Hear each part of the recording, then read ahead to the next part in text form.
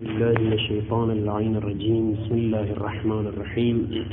الحمد لله رب العالمين، والصلاة والسلام على سيدنا محمد وآله الطاهرين. اللهم صل على محمد وآل محمد. اللهم وفقنا وجميع المشتغلين، خصوصا الحاضرين، بحق أمير المؤمنين. سابق درس میں اجمالی طور پر علم اصول کے ادوار، جن ادوار سے یہ علم ہم تک پہنچا ہے، ان کی طرف ہم نے اشارہ کیا، اور اس کے بعد اجمالاً موضوع الحکم و متعلق الحکم، یہ فرق بھی ہم نے کل بیان کیا کہ علم اصول میں ہمیں یہ مشخص ہونا چاہیے کہ ھذا متعلق الحکم، ھذا موضوع الحکم، اور دونوں میں فرق ہے، یہ بیان ہو گیا۔ اس کے بعد آج متن میں ہم داخل ہوں گے۔ الاول بیان ہوا کہ یہ کتاب علم کفایت الاصول ایک مقدمہ، اور دوسرا مقاصد، اور تیسرا خاتمہ، ان تین چیزوں پر مشتمل ہے کہ مقدمہ میں 13 امور بیان ہوں گے، اور مقاصد 8 ہیں، اور آخر میں خاتمہ ہے۔ تو اس مقدمے میں جو کہ 13 امور پر مشتمل مقدمہ ہے، امر اول موضوع علم کے بارے میں، ومسائل العلم، بلے الاول موضوع العلم ومسائلہ، ومسائل العلم، موضوع العلم نہیں بلکہ ومسائل العلم۔ یہ جو امر اول ہے مقدمہ کے 13 امور میں سے، امر اول کا ملخص الکلام، اس میں 5 نقطے بیان ہوں گے، 5 نقطے۔ پہلا نقطہ موضوع العلم، شیخ مصنف اس بات کی طرف اشارہ کرتے ہیں، اور موضوع علم میں جو پہلا نقطہ ہے وہ یہ کہ موضوع کی تعریف کیا ہے۔ علم اصول کا موضوع نہیں، اطلاقاً موضوع العلم، علم کا موضوع، سواء كان اصولا او فقها او نحوا او صرفا، بیان کرتے ہیں کہ ان موضوع كل علم، ہر علم کا موضوع کیا ہے؟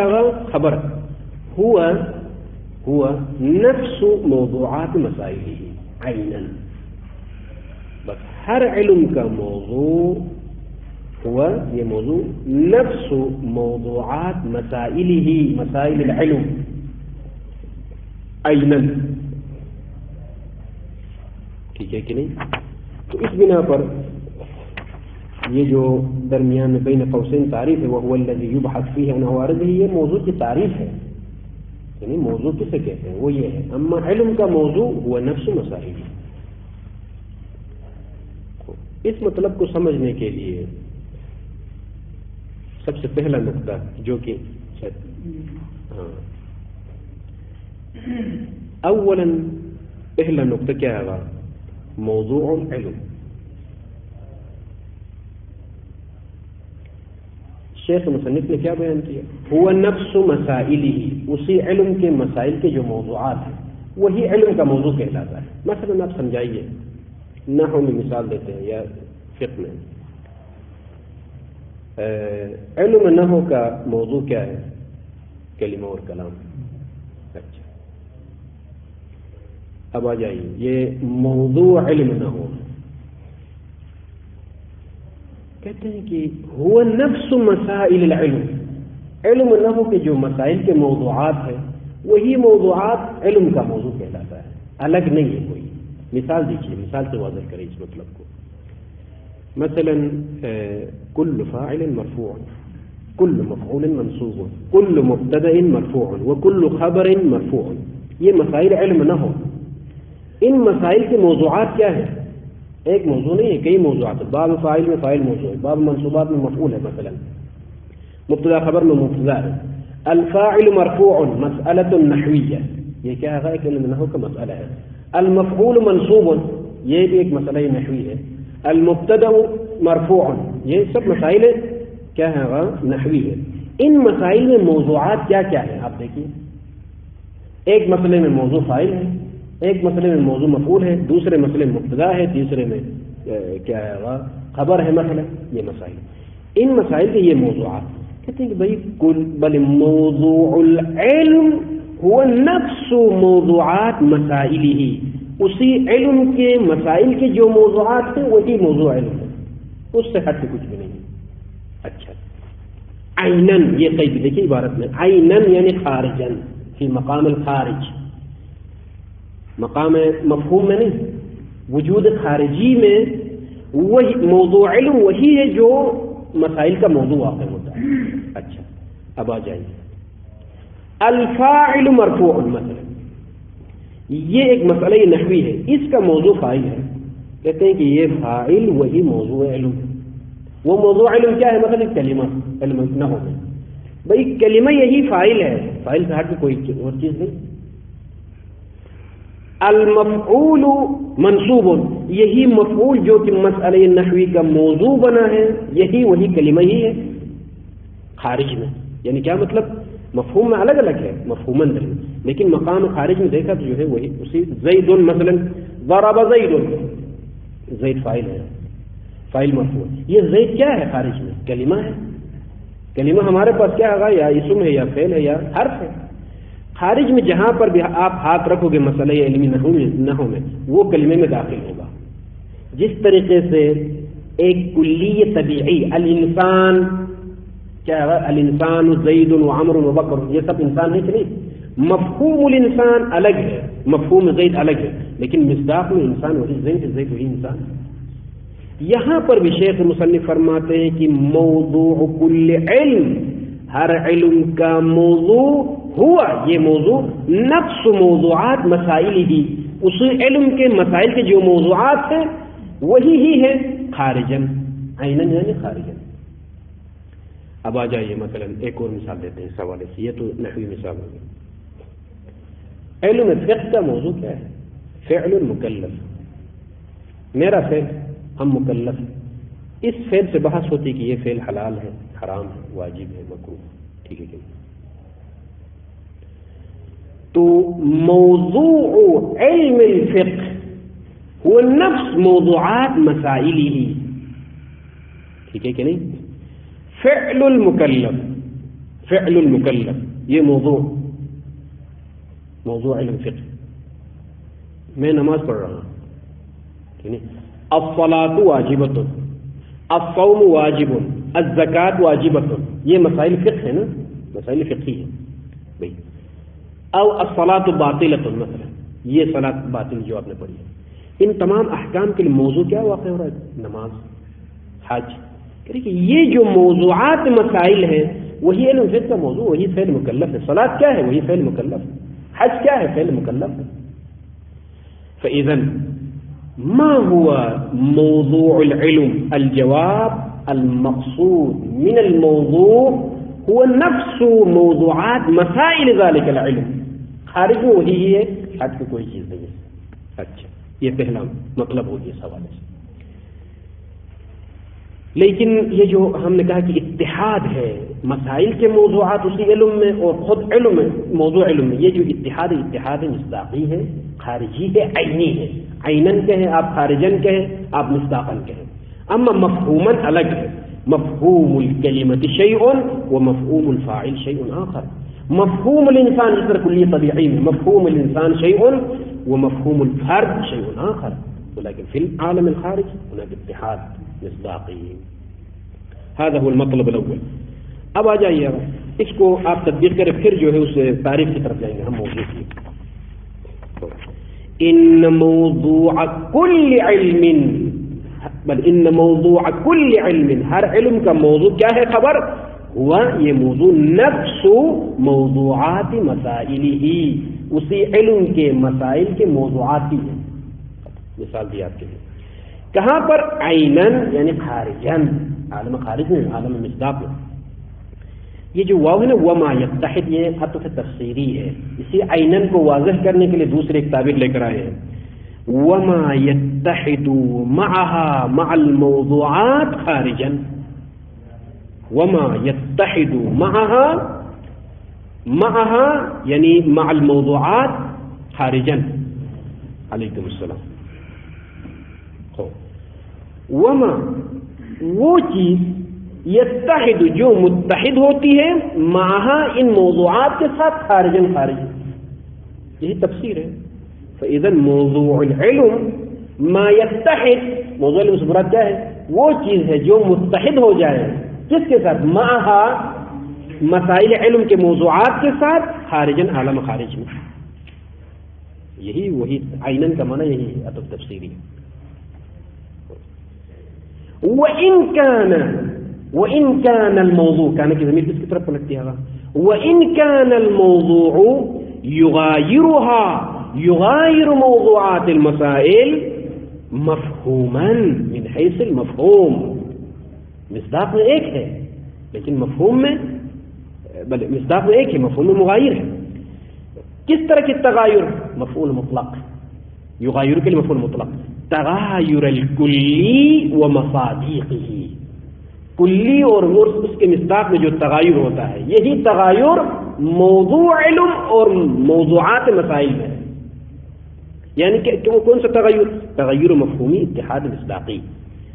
والطبیعی و افرادہ، عطف تفسیری. تغیر کلی و مصادیقہ کے اوپر عطف تفسیری کوئی الگ چیز نہیں ہے، اس کی تفسیر ہو رہی ہے. یعنی والطبیعی و افرادہ، کلی طبیعی اور اس کا افراد کے درمیان جو نسبت ہے نا، وہی چیز موضوع علم اور موضوعات مسائل علم میں وہی نسبت پائی جاتی ہے. مثلا ألخص للسيد هذا الكلام. ما هو موضوع العلم؟ هو نفس مسائل ذلك العلم، نفس موضوعات مسائل ذلك العلم. موضوع علم سے مراد کیا ہے؟ وہی موضوعات ہی ہیں جو اسی علم کے مسائل کے لیے واقع ہوتے ہیں. وہی موضوعات کو جو ہے موضوع علم کہا جاتا ہے. مثال دیجئے، مثلا مشہور مثال نحو کی مثال پیش کرتے ہیں. الفاعل مرفوع، المفعول منصوب، المبتدا مرفوع، الخبر منصوب مرفوع مثلا. یہ مسائل نحوی ہے. ان مسائل کے موضوعات کیا ہے؟ کیونکہ وہاں پر ایک محمول ہے، ایک موضوع ہے. مسائل میں موضوع کیا ہے؟ ایک مسئلے میں فاعل موضوع بنا ہوا ہے، الفاعل مرفوع. رفع کے لیے موضوع کیا ہے؟ فاعل ہے. نصب کے لیے موضوع کیا بنا ہے؟ مفعول ہے. یہ موضوعات ہے. دیکھیں کئی موضوعات ہیں کہ موضوع علم سے مراد یہی موضوعات سے جو اسی علم کے مسائل کے موضوعات بنے ہوئے، لیکن عینن یعنی مصداقاً خارجن. اس لیے کہ فاعل کو کیا کہا جاتا ہے؟ کلمۃ. موضوع علم نہ ہو کیا ہوگا؟ کلمہ. مفعول کیا ہے؟ کلمۃ. الفعل المضارع يكون معربا مثلا. مسألة نحوية. الفعل المضارع من الافعال، افعال میں سے فعل مضارع کی خصوصیت کیا ہوگا؟ معرب واقع ہونا. معرب ہونا مسألۃ نحویہ. اس مسئلے کا موضوع کیا ہے؟ فعل المضارع. یہ فعل مضارع کیا ہے؟ وہی موضوع علم نہ ہو ہے. وہ کیا ہے؟ کلمہ. فعل مضارع کلمہ ہے. ہمارے پاس کلمے سے خارج کوئی چیز تو نہیں ہے. فإذا موضوع العلم هو نفس موضوعات مسائل ذلك العلم. اسی علم کے مسائل کے جو موضوعات ہیں وہی ہے، لیکن یہ اتحاد مصداقی ہے، عینن ہے. عینن کی تفسیر یعنی ما یتحد، وہ چیز جو متحد ہو معہا ان موضوعات مسائل کے ساتھ خارج میں، وہی ہے موضوع علم. یہ اتحاد خارجی ہے. لیکن تغایر مفہومی ہے، مفہوماً متغیر ہے. مثلا الکلمۃ مفہومها شیء، فاعل مفہومه شیء آخر. تمام. لیکن یہ تغایر کس نوعیت کی تغایر ہے؟ مفہوم. کہتے ہیں کہ وہی تغایر ہے جو کلی طبیعی اور اس کے افراد کے درمیان. وہ کلی طبیعی کی مثال کیا ہے؟ مثلا کلی الانسان کلی طبیعی. الکلی الطبیعی یوجد فی افرادہ. کلی طبیعی کہاں ہوتی ہے؟ افراد کے ضمن میں، خارج میں ہے. تنہا الگ سے کوئی وجود نہیں ہے. جس طریقے سے الانسان موجود فی ضمن افرادہ، وإن كان مفهوم الإنسان غير مفهوم زيد، ومفهوم زيد غير مفهوم إنسان، ولكن في العالم الخارج متحد. زيد إنسان يعني شنو هو هذا؟ انسان الگ ہو، زید الگ ہو، ایسا نہیں ہے خارج میں. اسی طرح ہمارے اس مسئلے میں موضوع العلم هو نفس موضوعات مسائل ہی. عالم خارج میں فاعل وہی کلمہ ہے، کلمہ وہی فاعل ہے یا نہیں ہے؟ عالم خارج میں مصداق میں فعل المضارع معرب میں اس مسئلے میں جو موضوع واقع ہوا ہے وہی موضوع کیا ہے؟ کلمہ ہے. کلمہ جو ہے ان چیزوں سے ہٹ کے خارج میں کوئی کچھ بھی نہیں. واضح الكلام هذا هو المطلب الأول وهو بيان موضوع العلم.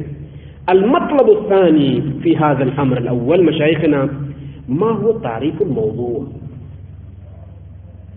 وهو یہ موضوع اب آجائے بین قوسین والی عبارت کو یہاں پر الذي موضوع سے مراد وہ چیز ہے کہ یبحث فیہ بحث کی جاتی ہے فیہ فی هذا العلم. موضوع علم سے مراد ضمیر ٹھیک سے بڑھائے. وهو الذي موضوع سے مراد وہ چیز ہے کہ یبحث فی هذا العلم عن عوارضه عن عوارض الموضوع. جس علم میں موضوع کے عوارض سے بحث ہو وہ عوارض بھی عوارض ذاتی ہو اس کو کہا جاتا ہے موضوع علم. اما عوارض ذاتی سے بحث نہ ہو تو اس کو موضوع علم نہیں کہا جائے گا. بس اچھا عوارض ذاتی سے کیا مراد ہے شیخنا المصنف؟ ای یہ تفسیر ہے. ای بلا واسطۃ فی العروض، عارض ہونے میں واسطہ بالعروض نہ ہو، یعنی محمول کو موضوع پر حمل کرتے وقت جو واسطہ ہوگا واسطہ فی العروض نہ ہو. بلا واسطہ فی العروض، یہ لعنت ہے. واسطہ فی العروض نہ ہو، یہ اصطلاحات یاد رکھیں، میں کھولوں گا انشاءاللہ. یعنی محمول کو موضوع پر حمل کرتے وقت جو واسطہ ہوگا وہ واسطہ فی العروض نہ ہو تو وہ حمل ذاتی ہے، وہ عارض ذاتی ہے، عوارض ذاتی ہے. شیخ مصنف کی رائے بیان ہو رہی ہے. اب یہاں پر چونکہ میں نے عرض کیا ہے کہ جو ہے ہر کتاب کے مقدمے میں کچھ بحثیں متعب ہوتی ہے، تھکانے والی کچھ علمی چیزیں ہوتی ہیں، لیکن لا باس اذا یوجد ہناک فائدہ علمی ہے، فائدہ علمی ہے تو تعرض ہونا چاہیے. لہذا اس مسئلے کے حل کے لیے شراح نے بہت تفصیلات اس میں ذکر کی ہے، لیکن میں ملخص 3-4 شروحات سے خلاصہ کر کے جو ہے بیان کروں گا. شیخ مصنف کے نزدیک واسطہ فی العروض نہ ہو تو وہ عارض ذاتی ہے. اچھا یہ جو عارض ذاتی ہے نا تقریباً 8 عوارض ذکر کرتے ہیں. 8 عوارض ان میں سے ایک واسطہ فی العروض ہے. شیخ مصنف نے جس کو خارج کیا، جس کو عوارض ذاتی سے خارج کیا، کہا کہ یہ جو ان 8 میں سے صرف ایک ہے کہ جو کہ واسطہ فی العروض ہے، اس کو ہم عوارض ذاتی سے خارج کرتے ہیں اور وہ موضوع علم میں داخل نہیں ہے. ٹھیک ہے کہ نہیں؟ باقی جو 7 ہیں وہ سب عوارض ذاتی شمار ہوتے ہیں اور ان سے بحث کی جاتی ہے، اس علم جس سے بحث کی جاتی ہے. تو یہ رائے مصنف ہے، لیکن مشہور کے خلاف یہ رائے پائی جاتی ہے. پہلے میں رائے مصنف کو سمجھاؤں گا پھر مشہور کی طرف جاؤں گا. تو ان 7 میں انہوں نے کہا ہے کہ جو ہے تین ہمارے پاس عوارض ذاتی ہیں، 3 عوارض غریبہ ہے. ذاتی شمار نہیں ہوتے، وہ غریب ہے. یعنی وہاں پر جو واسطہ ہے وہ واسطہ خارجی ہے اور واسطہ بالذات نہیں ہے، بالغیر ہے. لہذا اس کو ہم عوارض ذاتی نہیں مانتے ہیں مشہور کی رائے کے مطابق. لیکن شیخ مصنف کی رائے کے مطابق وہ 7 کے 7 ہی عوارض ذاتی ہے. اب آ جائیے عارض ذاتی عند المصنف اور واسطہ فی العروض نہ ہوگا. واسطہ فی العروض سے مراد جس کو مصنف نے کہا کہ میں نہیں مانتا ہوں یہ عوارض ذاتی میں سے نہیں ہے، اس سے مراد جہاں پر حمل مجازی ہو جس کو واسطہ فی العروض کہا جاتا ہے. یعنی ایک محمول ہے وہ موضوع کے اوپر حمل ہو رہا ہے لیکن یہ حمل حقیقی نہیں ہے، تسامعی ہے، مجازی ہے. تو اس کو کیا کہا جاتا تھا؟ واسطہ فی العروض. یعنی هذا المحمول حمل على هذا الموضوع ولكن هذا الحمل ليس حقيقيا. اس کو کہا جاتا ہے واسطہ فی العروض. یہ عوارض ذاتی سے خارج ہے. مثال کیا ہے آغا؟ مثال اس کو دیتے ہیں مثلا الجالس فی السفینہ متحرک. الجالس فی السفینہ متحرک.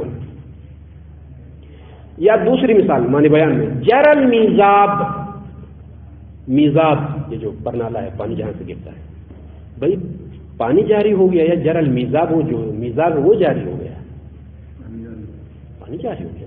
لیکن جر المیزاب لغت عرب میں جریان کی نسبت میزاب کی طرف دی جاتی ہے، ٹھیک ہے کہ نہیں؟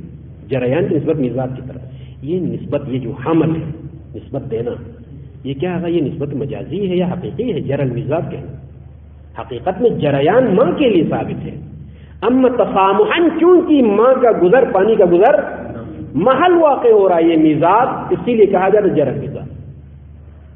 من جملہ مجوزات میں سے معنی بیان میں جو 24-25 مجوزات ذکر ہیں مجاز کے لیے، ان میں سے کیا رہا؟ حال اور محل کا ہے. کیونکہ ایک چیز اس میزاب سے گزر رہی ہے تو جو جریان کی نسبت ہے اسی میزاب کی طرف دی جاتی ہے، محل کی طرف دی جاتی ہے. یہ نسبت مجازی ہے. اسی طرح الجالس فی السفینۃ متحرک، کشتی میں بیٹھا ہوا انسان متحرک ہے، حرکت کر رہا ہے، سفر کر رہا ہے. بھائی جو تحرک ہے حقیقتاً سفینہ کے لیے ہے، وہ تو سکون سے اندر بیٹھا ہوا ہے، واضح ہے. ولیکن یقال هذا الشخص تحرک، اس نے حرکت شروع کی، چلنا شروع کی. هو ما يمشي ولكن السفينة تمشي، ولكن ننسب نسبة التحرك إلى الشخص مجازا. یہ جو آپ نے جو نسبت دی ہے شخص کی طرف، وہاں پر واسطہ کیا ہے؟ واسطہ سفینہ ہے، ٹھیک نہیں؟ تحرک سفینہ کی وجہ سے. اور جو ہے جریان کی نسبت جو میزاب کی طرف دی ہے واسطہ کیا ہے؟ وہاں ماں ہے. لیکن یہ واسطہ فی العروض ہے، یعنی نسبت تسامحی ہے، مجازی ہے.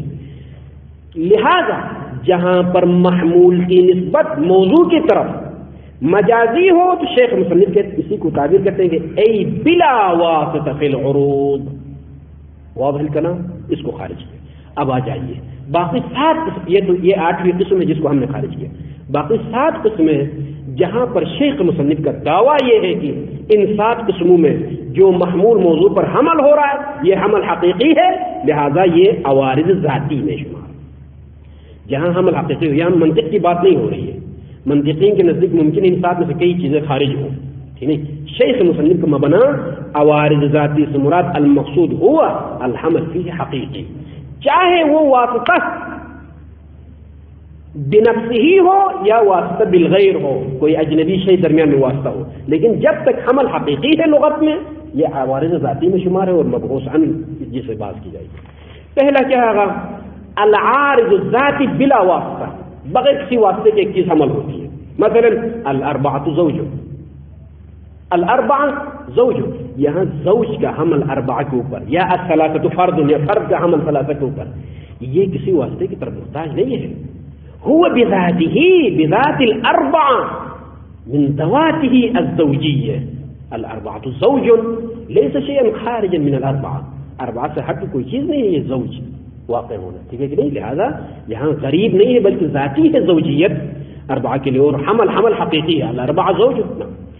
اس کے بعد دوسری قسم ایک واسطہ ہے، لیکن واسطہ کیا ہے؟ بجزئہ المساوی، یعنی معروض، ایک عارض ہے ایک معروض ہے، معروض کے ساتھ جزء مساوی ہے. مثلا مثال کے ذریعے الانسان مدرک، الانسان مدرک.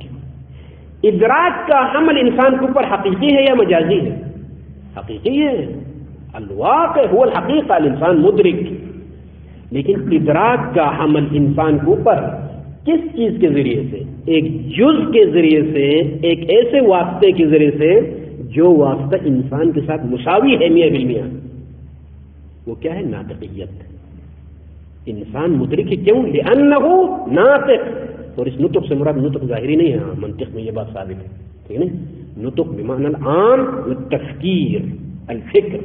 بلے فإذن حمل الادراک علی الانسان حقیقی وليس مجازیا، یعنی واسطہ بلے العارض الذاتی هذا، والواسطہ جزء المعروض المساوی. معروض کیا ہے؟ انسان ہے ہمارے پاس، اس کے اوپر ادراک حمل ہو رہا ہے. تیسری قسم کیا ہے؟ حمل حقیقی ہے تیسری قسم میں بھی، یعنی ایک عارض حمل ہو رہا ہے جس کے اوپر معروض کے اوپر، لیکن جو واسطہ ہے وہ واسطہ مساوی ہی ہے دوسری قسم کی طرح. لیکن هذه الواسطہ خارجہ من الموضوع وليس داخل، اوپر جو واسطہ واقع ہوا ناطق کیا ہوگا؟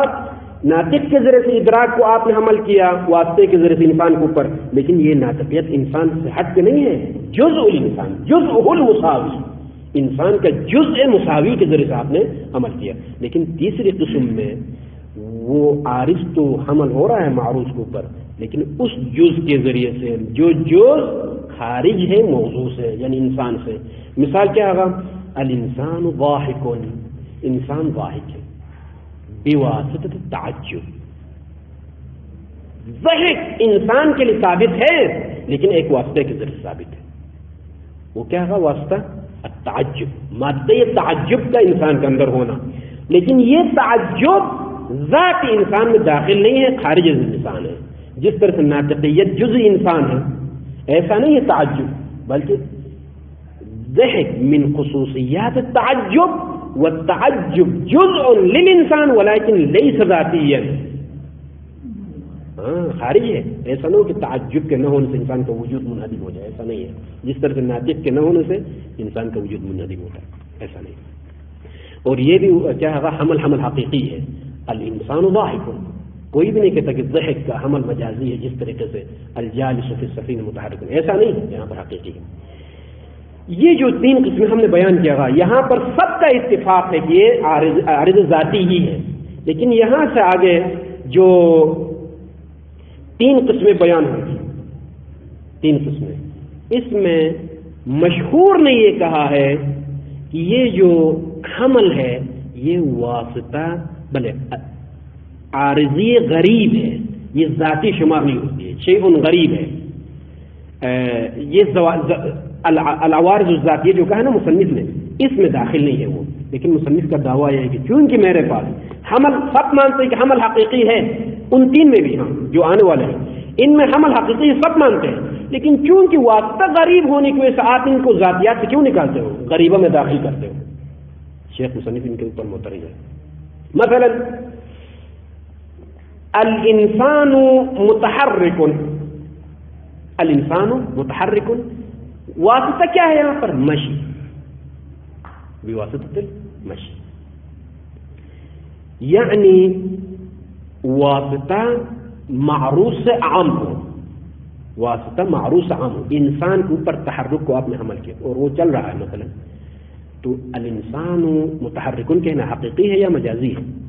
حقیقی ہے، ثبوت التحرک للانسان الماشي حقيقي، ولكن الواسطة المشي، هذا المشي اعم من الانسان، حیوان بھی چلتا ہے۔ تو شیخ مصنف کہتے ہیں کہ اگرچہ وہ یہ واسطہ غریب ہے ذرا، کیونکہ یہ جزء انسان نہیں ہے، یہ ماہیت انسان میں داخل نہیں ہے مشی، ٹھیک ہے کہ نہیں، اور خصوصیات انسان میں سے بھی نہیں ہے، یہ شیء غریب، اسی لیے کہتے ہیں کہ یہ جو تحرک ثابت انسان کے لیے عارض غریب ہے، عارض ذاتی نہیں ہے۔ مشہور نے یہ کہا، مصنف کہتے ہیں کہ لا لا لا لا، اس میں بھی ذاتی ہی کہو، اس لیے کہ حمل حقیقی ہے، اگرچہ واسطہ شیء اجنبی وهو المشی، حمل حقیقی ہے تمام۔ اسی لیے اس پر میں زور دے رہا ہوں کیونکہ مصنف کے پاس یہ عوارض ذاتی، سب عوارض ذاتی ہے، اگرچہ واسطہ غریب ہی کیوں نہ ہو۔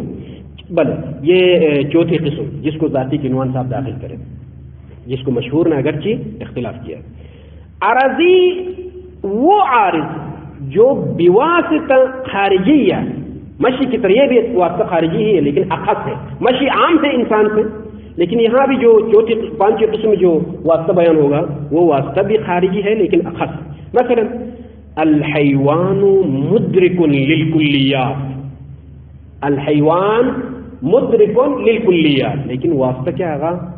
الانسانیہ، الانسانیہ، الحیوان مدرک للکلیات، یہ جو ادراک کا حمل ہے حیوانات کے اوپر، ادراک کلیات، یہ حمل حقیقی ہے، لیکن کون سا حیوان ہے بھئی جو کلیات کا ادراک کرتا ہو سوائے انسان ہے؟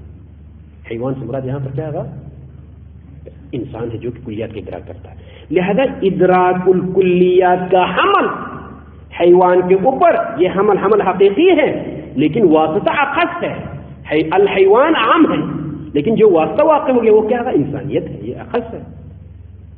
بھلے تو اس کو مصنف نے کہا یہ بھی ذاتی ہے اس لیے کہ حمل حقیقی ہی ہے. الانسان الحیوان مدرک بالکل ہے. اس کو ہم کیا کہیں گے؟ اگر ذاتی ہے اس لیے کہ یہاں پر بھی حمل حقیقی ہے. اسی طرح واسطہ ایسا ہے کہ اگر واسطہ ایک شیء مباین ہے، واسطہ جس کے ساتھ معروف ساتھ مباین ہے بالکل. مثلا الماء حار، الماء حار بواسطة الحرارہ. ماء حار ہے اس لیے کہ حرارت کی وجہ سے. یہ حرارت اور ماء میں کیا نسبت تباین ہے؟ واسطہ یہاں متباین ہے لیکن حمل حقیقی ہے. مشہور نے کیا کہا؟ یہ ساری چیزیں ہم غریبہ میں شمار کر اس لیے کہ یہاں واسطہ کبھی عام ہے موضوع سے، کبھی اخص سے موضوع سے، کبھی مباین ہے. یہ چیزیں غریب ہیں. مصنف کہتے ہیں بھئی حمل کیا ہے؟ یہ دیکھیے حمل حقیقی ہے یا نہیں. ان سب میں حمل حقیقی ہے اگرچہ واسطہ کبھی عام ہے، کبھی اخص ہے، کبھی مباین ہے. یہ 4 قسمیں ہو گئی، بلکہ 6 قسمیں ہو گئی. 6 قسمیں ہو گئی. 7ویں قسم اس کو ہم نے جو خارج کیا، یعنی ایک قسم ہمارے پاس ہے وہ کیا ہوگا؟ واسطہ عام ہو لیکن داخلی ہو. واسطہ عام ہے، یہ جو ہم نے بیان کیا نا، واسطہ عام ہے داخلی ہے. واسطہ عام ہے خارجی ہے. واسطہ اخص سے خارجی ہے.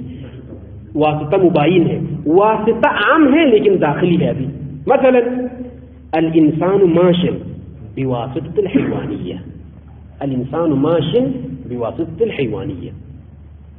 یہاں پر ماشن کا حمل انسان کے اوپر حقیقی ہے، طبعا حقیقی ہے، لیکن واسطہ کیا واقع ہو گیا؟ بواسطة الحیوانیہ. حیوانیت عام ہے انسان سے لیکن حیوانیت خارج نہیں ہے انسان سے، جزء انسان داخلی ہے. اس میں اختلاف واقع ہو گیا ہے. اس میں اختلاف بین المشہور. بعض نے کہا کہ اس کو ہم واسطہ جس طریقے سے اوپر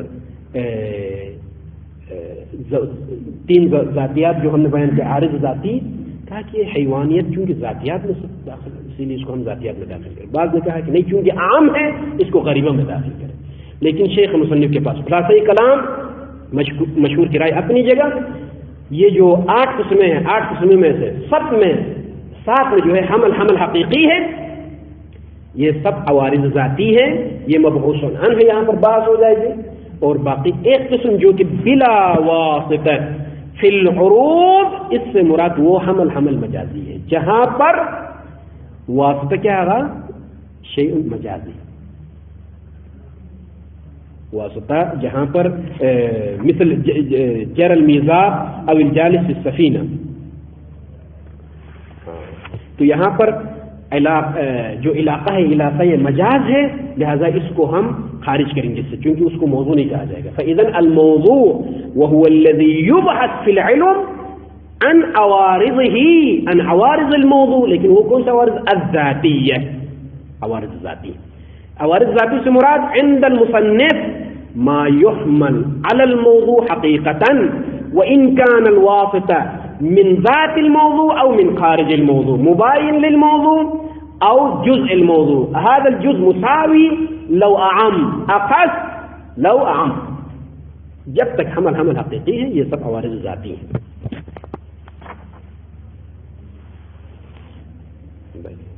لیکن آخر میں ایک نقطہ، یہ جو واسطہ کہا کہ جو ہے واسطہ واقع ہو محمول اور موضوع کے درمیان، یہ واسطہ کی جو ہے 3 قسمیں ہو سکتی ہیں. واسطہ فی الثبوت، واسطہ فی الاثبات، واسطہ فی العروض، جس کو مصنف نے خارج کیا. واسطہ فی العروض نہ ہو. ہماری بحث اصل میں واسطہ فی الثبوت میں. واسطہ فی الثبوت یعنی واقع الامر علت واقع ہو، محمول کے ثبوت اثبات کے لیے، موضوع کے لیے. مثلا الماء حار، فرض کیجیے الماء حار. آپ ادراک کریں یا نہ کریں، آپ کا وجود ہو یا نہ ہو، مقام ثبوت میں حرارت کیا ہے؟ آغا علت ہے. مقام ذہن آپ کا ہے، مقام الواقع آپ کا ہے، مقام خارج نہیں. اثبات یعنی مقام خارج جہاں پر علم. فاذن الواسطہ فی الثبوت سے مراد یہ ہے کہ واقع الامر اور عالم ذہن میں ایک چیز علت ہو محمول کے اثبات کے لیے، موضوع کی خاطر. اما مقام الاثبات، مقام علم، جہاں پر میں اور آپ کو علم ہوتا جو ہے، یہ چیز سامنے نہیں ہوتی. اور بعید نہیں کہ اتحاد مقام ثبوت اور اثبات میں اتحاد بھی ہو سکتا ہے. مقام خارج میں ہم نے دیکھا کہ یہ حرارت علت، واقع میں بھی امکان ہے، یہ چیز تضاد نہیں ہے. اما یہ دو چیزیں، واسطہ فی العروض، جہاں پر محمول حمل تو ہو موضوع کو پر، لیکن یہ حمل حقیقی نہ ہو، نسبت حقیقی نہ ہو، بلکہ مجوزات میں سے ہو. فإذن ملخص الكلام في هذا المطلب هو بيان موضوع العلم، هذا أولا. وثانيا ما المقصود من العوارض الذاتية للموضوع عند المصنف، هذا ثانيا. وثالثا تغاير المفهوم واتحاد المصداقي بين موضوع العلم وبين موضوعات مسائل هذا العلم. والحمد لله رب العالمين.